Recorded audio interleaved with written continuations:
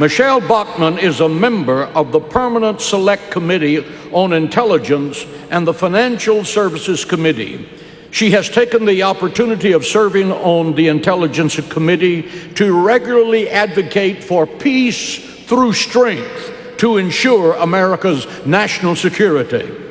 As she vowed in her oath of office, Michelle Bachmann's continue to, quote, support and defend the Constitution of the United States against all enemies, both foreign and domestic.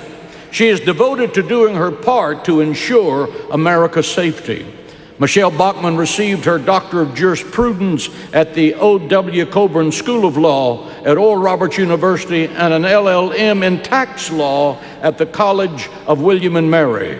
The Bachmanns have been married over 30 years. They have 5 children and have cared for 23 foster children, inspiring Bachmann's tireless efforts in Congress on behalf of America's foster and adopted children, a role that has earned her bipartisan praise.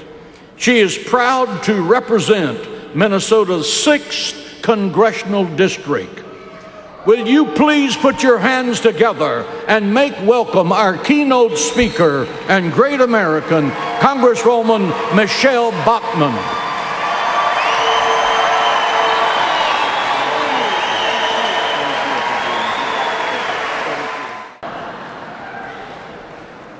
That's what I'll be talking with you about tonight, the situation on the ground in Israel's very tough neighborhood and why we need to stand with Israel more than ever before.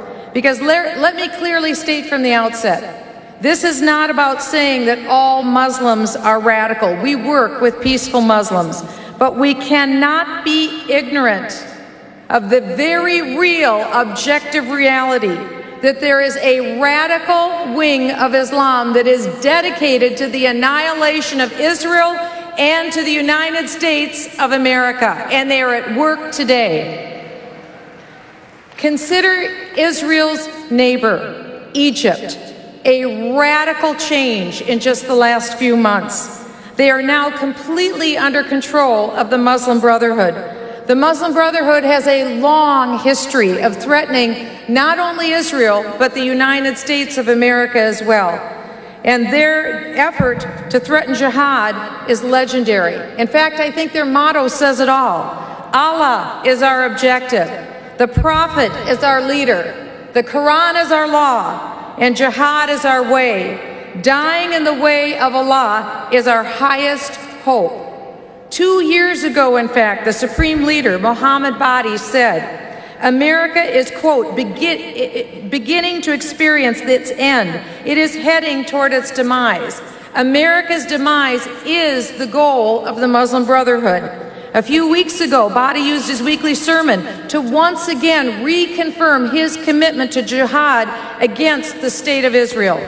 Furthermore, since the fall of Mubarak and the rise of the Muslim Brotherhood, consider the Israeli embassy in Egypt has been overrun. A strategic natural gas contract between Israel and Egypt has been canceled. Violence has escalated throughout the Sinai, now known as the Wild West, further putting pressure on Israel's southern border. And there's a real possibility that the 30-year peace treaty enjoyed between Israel and Egypt could end. Most recently, the newly elected Muslim Brotherhood president, Mohammed Morsi, said, Jerusalem shall be Egypt's capital, God willing. Let's be perfectly clear. The undivided city of Jerusalem is not now, nor will it ever be, Egypt's capital.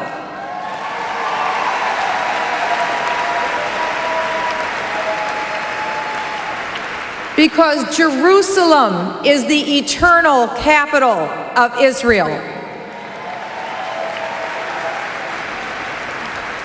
What is even more troubling after all this is that our president has invited the Egyptian president, Mohammed Morsi, to come to the United States for a visit. President Obama should insist that President Morsi repudiate the Muslim Brotherhood's calls for jihad against both Israel and the United States. And if he does not, then our president should refuse him entry to the United States.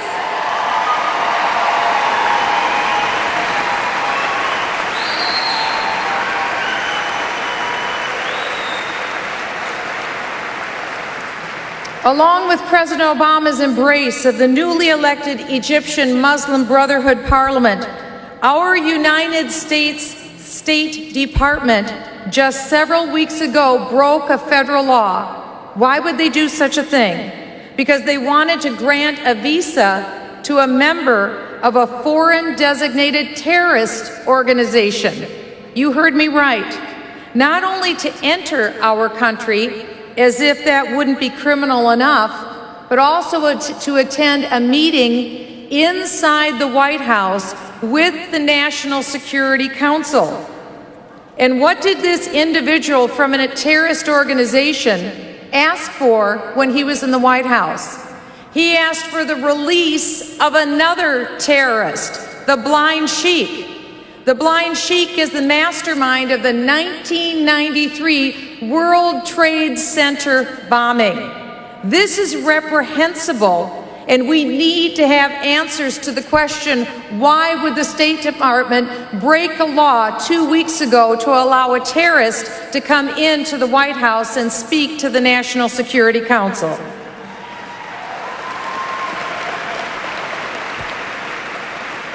But if Egypt's turn to the Muslim Brotherhood wasn't bad enough, consider Israel's neighbor, Iran. While the Obama administration has been dawdling, Iran has become closer and closer to possessing a nuclear bomb and the means to deliver that nuclear bomb. And they continue to threaten the security of America and the very existence of the State of Israel. The simple fact is, the administration has taken its eye off the most serious threat to Middle East security, and that is a nuclear Iran. We must not countenance a nuclear Iran.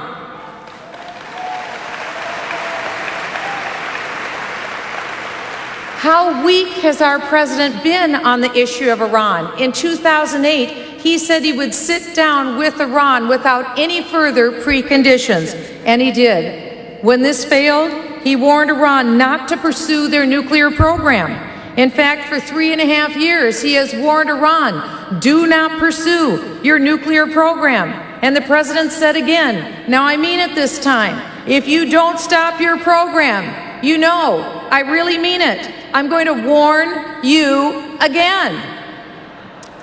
Now please, Israel and the world are out of time. This is the moment for clarity in standing with Israel and against Iran, because Iran has been perfectly clear. Their top targets for elimination are Israel and the United States. We need to be perfectly clear to Iran.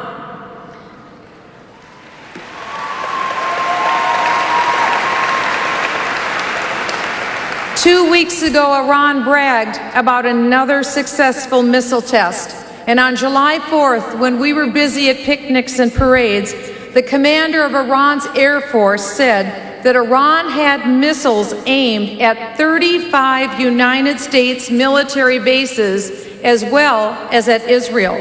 This is tantamount by Iran as a declaration of war against our two nations, both the United States and Israel. And instead of siding with our friends in Israel, our president has repeatedly given the Iranian leaders the benefit of the doubt. But if the president thinks that Iran can be trusted, then we have to ask quite seriously, then who does he think is our enemy, if not Iran?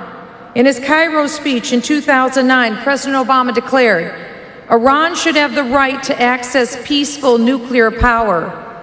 Pigs will fly before Iran seeks peaceful use of nuclear power.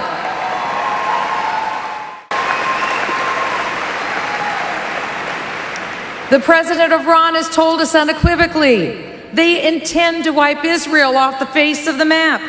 And if the world has learned anything in the last 100 years, it should be this. When a madman threatens the annihilation of the Jewish people, listen, pay attention, and take heed. Another threat to Israel's security is Syria, and Iran has worked overtime in Syria. They have worked tirelessly to prop up the Assad regime in Syria. They continue to slaughter innocent men, women, children, now upwards of 14,000 innocents in Syria. Unfortunately, the opposition in Syria isn't much better. It's made up of violent elements of the Muslim Brotherhood and also Al-Qaeda. You see, Syria's leadership is a matter of picking your poison between the violent Assad regime or a terrorist opposition. And here's the bottom line. Both threaten Israel. But Egypt, Iran, and Syria aren't the only neighboring enemies of Israel that our nation has been coddling. America has willingly emboldened the Palestinians who are officially linked to the terrorist organization Hamas. And this is despite the fact that the Palestinian Authority refuses to even recognize Israel's right to exist, Israel's right to defend herself, and they still have failed to renounce Article 7 of the Hamas Charter, which calls for the killing of all Jews. If your neighbor announces that he intends to kill you, if your neighbor fires rockets at you, I think it's understandable that Israel would be just a wee bit nervous at the prospect of allowing millions of Palestinians into Israel under a suicidal right of return policy. Israel must be respected.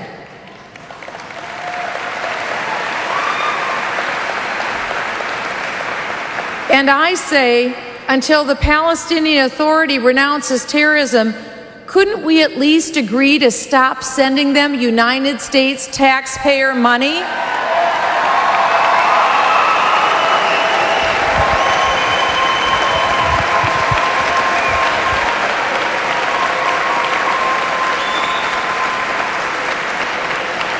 And presuming the Palestinians want peace, they could start by acting peacefully toward Israel.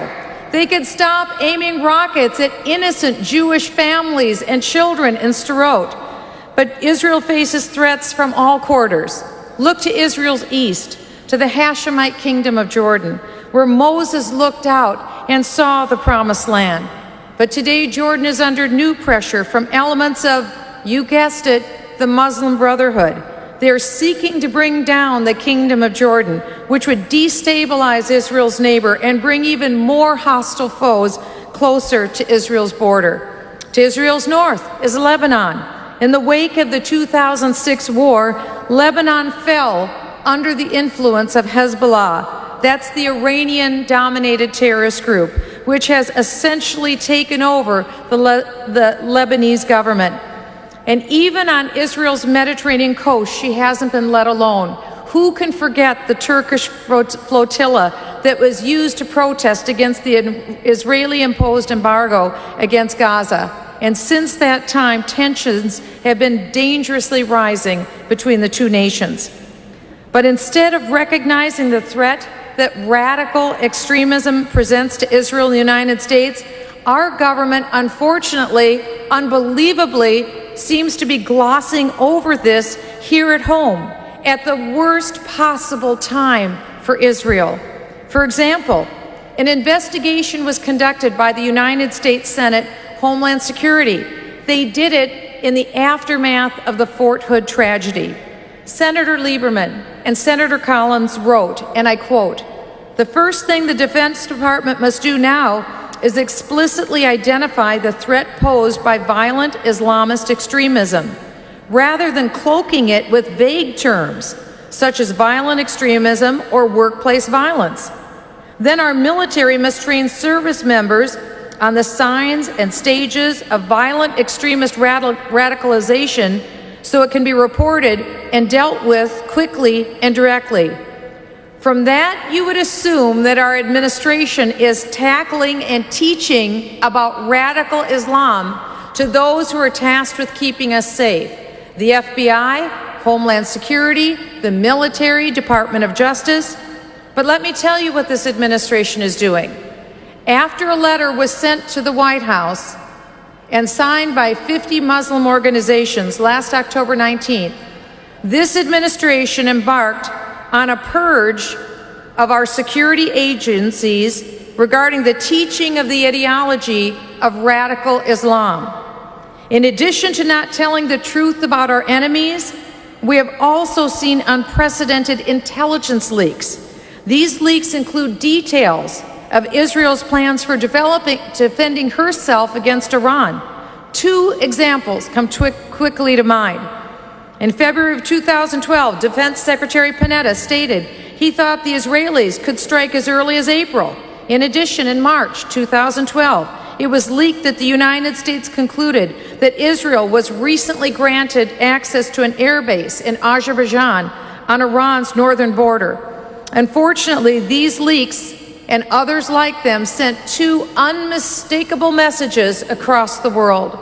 The first message that was sent to the enemies of Israel was this: we, the United States, are fully prepared to disclose any action Israel might take militarily to defend herself against a nuclear Iran. The second message was undeniable to Israel. It was, if you take military action, you can be prepared to have the United States expose your plans. And where is the outrage over these unprecedented, never seen before in the history of the United States, level of leaks, all that lead to Israel? We believe that Israel is the historic and biblical homeland of the Jewish people. We believe Israel is a vibrant democracy. We believe Israel is America's staunch ally. In fact, 11 minutes after Israel declared her independence, then President Harry Truman announced the United States' unconditional support for the state of Israel. That was the most important action that we could take as a nation. We, the United States, were the undeniable military superpower of the world. And from that day, on May 14th, 1948, the United States of America, without question, has had Israel's back. And every president since Democrat President Harry Truman, they have affirmed without question, Republican, Democrat alike, that support of Israel. And that's why I pause to say we must realize that without being partisan, this is the first administration where our commitment to Israel has ever even been questioned. That cannot stand, because Americans stand by Israel.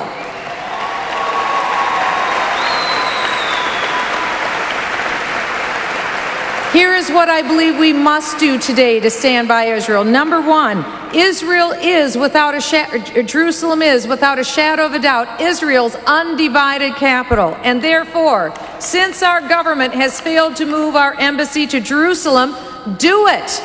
Do it today. Second, our president could recognize Israel's 1980 annexation of the Golan Heights and any settlements which Israel, as a sovereign state, chooses to annex. Simply put, Israel must be accorded the respect which any sovereign, democrat nation is entitled to. And lastly, and most importantly, we must do everything we can to stand by and protect Israel, truly stand by Israel. We must never waver in that commitment, and the world must know that we will never waver in that commitment.